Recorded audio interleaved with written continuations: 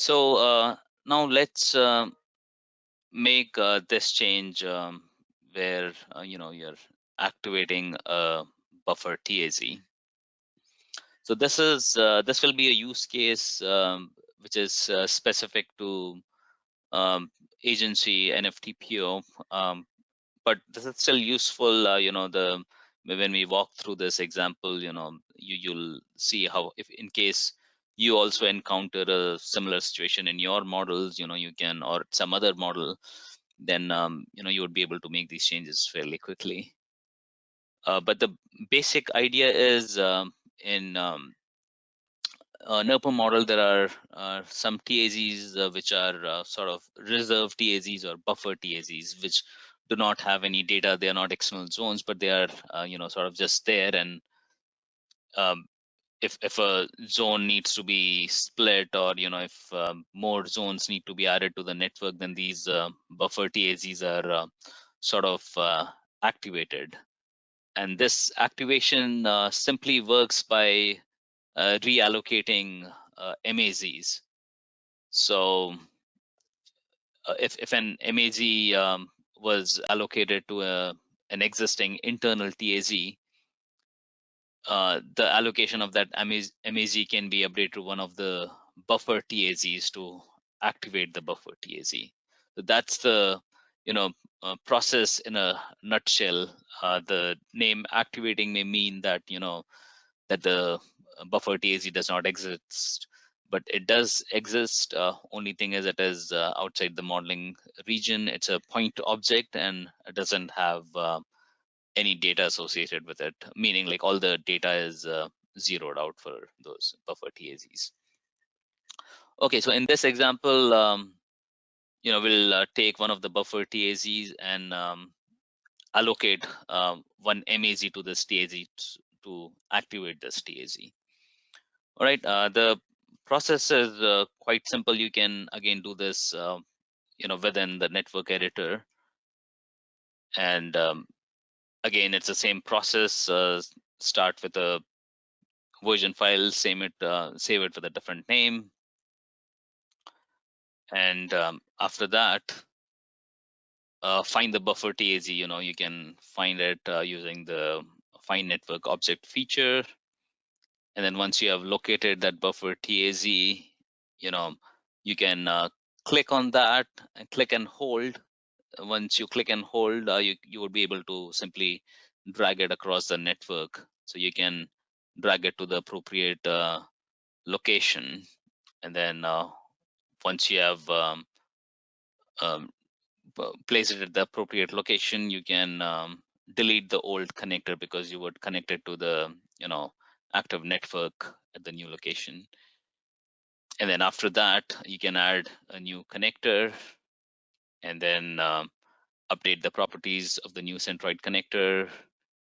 And then the most important step would be to update the allocation of this new TAZ, or the MAZ over which the buffer TAZ was moved. And we'll look at those steps. So once the allocation has been changed, then all the other steps in the model that are automated can work without any change, because once the allocation is changed, the geographic crosswalk gets updated, and the aggregation of data can easily happen. So whenever you move a buffer TAZ, the most important step is to update the allocation. So let's quickly walk through these steps. So let me go back here. And again, we can start from the the base version file.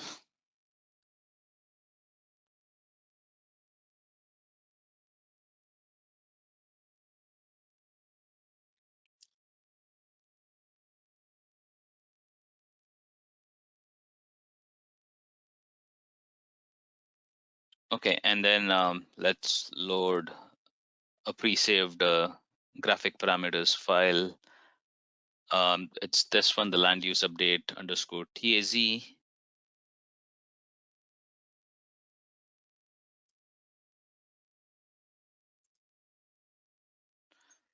I actually forgot to save this, so you can do save as, and then you can give it a name, activate 1632. All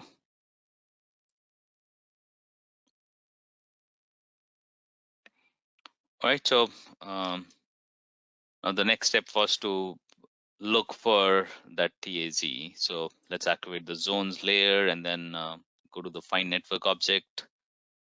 Let's say 1632, you right click and zoom.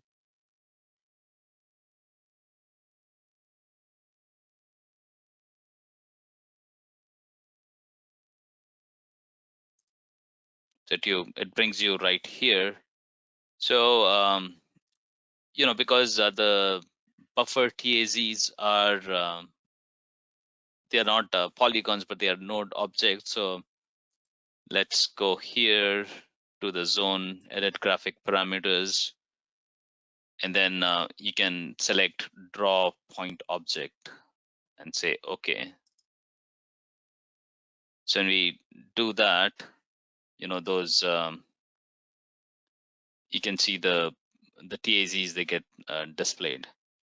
Maybe let me load the other GPF file, the land use update, and I think that would make it more clear.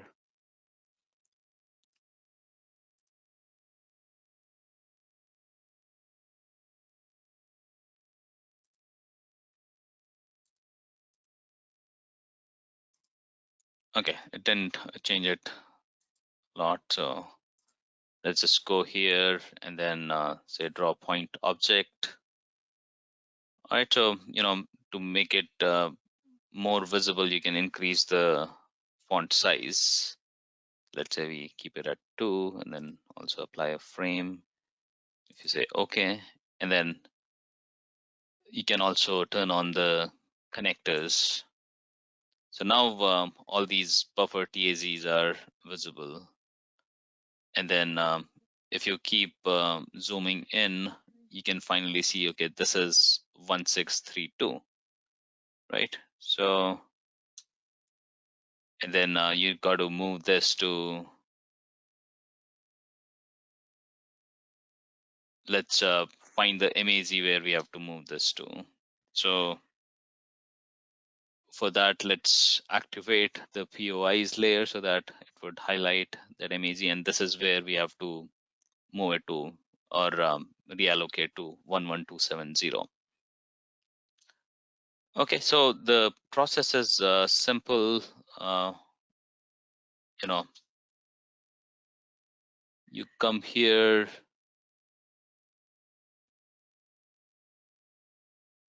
Then there are too many grouped together. Sometimes it's hard to find them, but once you have okay, you need to activate the zone layer to select it. Once you have selected it, another thing that you can do is you go to edit graphics parameter, and then for the marked, you can change the font size to maybe, let's say, 3. So this way, when you click on it, you would it would be visible to you, right? And then once you have selected it, you can click on it and hold. And when you hold it, that plus sign would appear. And what that means is you can now freely drag it across the network. And when you release, you would see that 1632 is on the target location. So at this point, you can activate the connectors layer and then click on the existing connector, and then you can simply press delete, and it would the delete key, and it would delete that connector. But then now you want to connect it to the internal network. So you got to add a new connector. So you can enter the insert mode, this little plus sign that you see here.